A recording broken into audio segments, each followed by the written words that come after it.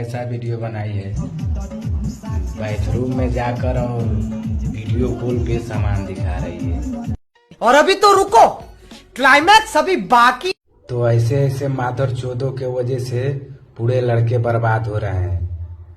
तो प्लीज आप लोगों को हाथ जोड़कर मेरा रिक्वेस्ट है कि ऐसा वीडियो ना बनाए, नहीं तो फिर मेरा रेलैया चालू हो जाएगा ना, तो फिर वीडियो बनाना ही भूल जाओगे माधर चौधो लोग।